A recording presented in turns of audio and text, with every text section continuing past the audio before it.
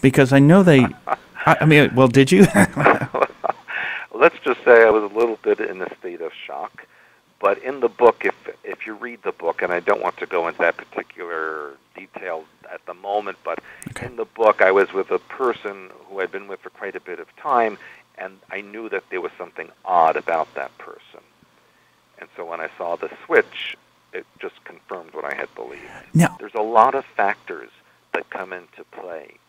But there are sometimes people that you'll meet who you just feel that they're not right, they're not human. And you just have to go with that feeling, because the mammalian part of us has a great fear and anxiety about the reptilian energy. And so when that is pronounced and that energy is bombarding us, we feel something that tells us that there's an issue going on here. interesting. So it's kind of an ancient... Very ancient. You're one of very few people who are just upfront and direct with your situation. You're not afraid of getting, I guess, ridiculed or Oh my God, I'm ridiculed every day of my life. We kind of know what that's Wait, like. and that's just my mother. Right. She's she doesn't believe you. Well, she has her own opinion. Let's put it that way. That's hilarious. You mentioned in the book that the Alpha Draconis flag is the hex double triangle over Israel. That's the Israeli flag, right? Correct.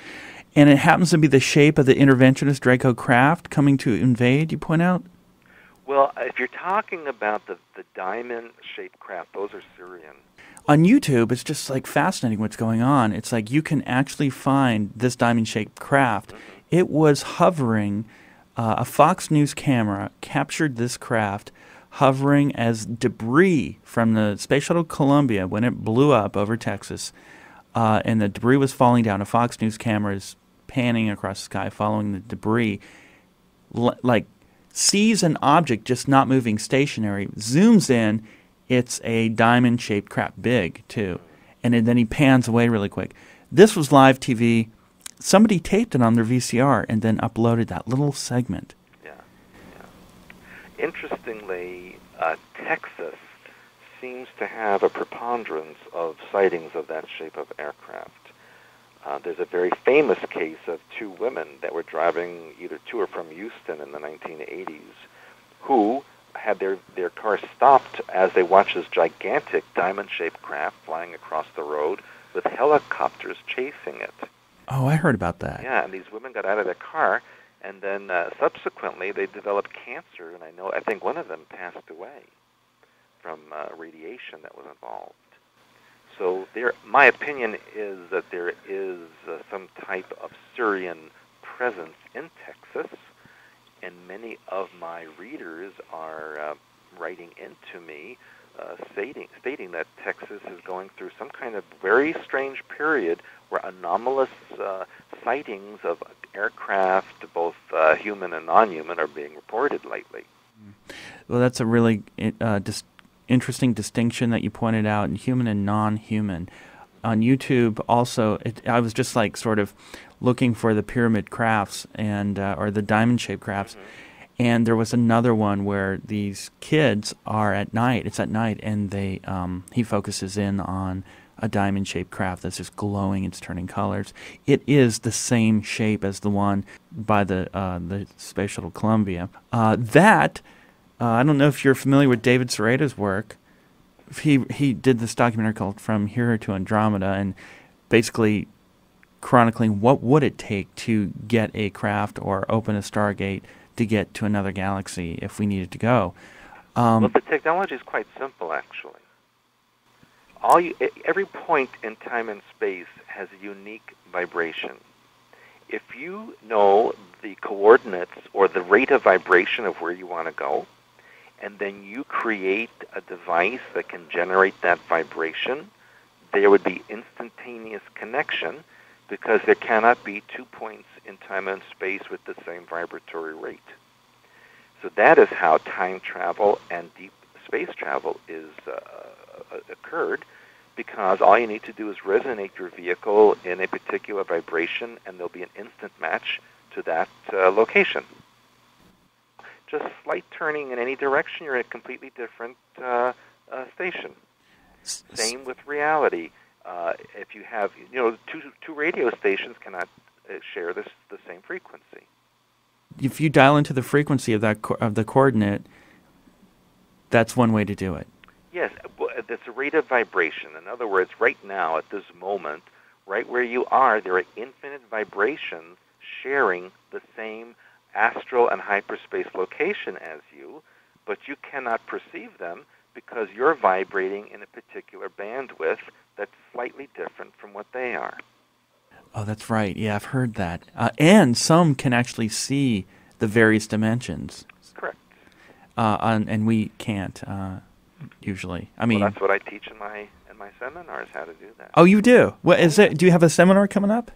Oh, I have always seminars coming up. What's your next one? So maybe Skywatchers. Well, the next one we're actually doing in France is we're doing one on the spiritual vibrations using the Magdalene lineage, and that's what we're doing in France. I just finished Language of Hyperspace in Iceland last month. How was that? Oh, it was very well. Icelandic people are very open to this kind of information. I think a lot of people are wondering about your work. It's like, how did you find out some of this information? It's maybe not completely hidden, but it's very difficult to actually absorb and read the book because it really goes against a lot of what people have learned in their lives as when they've been entertained by science fiction. Well, that's true, and most of history, most of science is incorrect. It's been rewritten for the purposes of control and manipulation of the civilization. It's interesting. Earlier today I had mentioned to Kid Stardust that a lot of the museum curators are part of the Illuminati.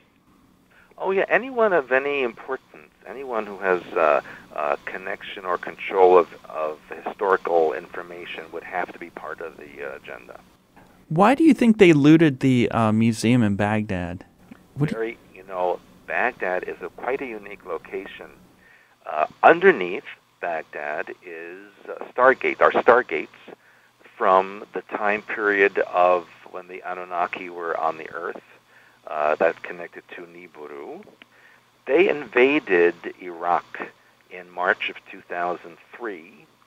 In April of 2003 is when Nibiru was destroyed as it passed close to Jupiter.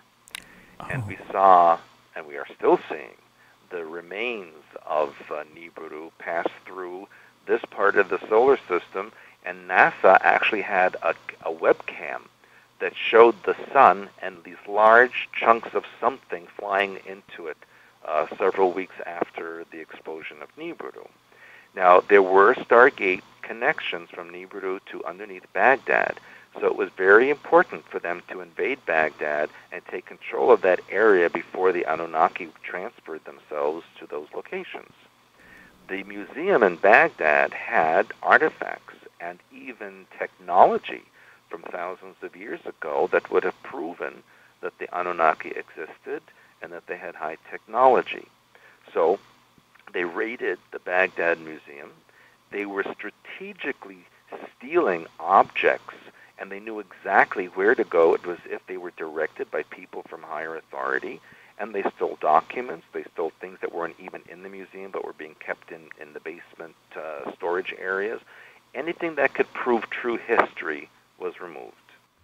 Oh my God! So I've heard the Stargate issue before, but I didn't know Nibiru was destroyed. Zachariah Stitchin should know about that. Well, I wrote about that back then, 5 years ago when it happened. Now, why was it destroyed? Is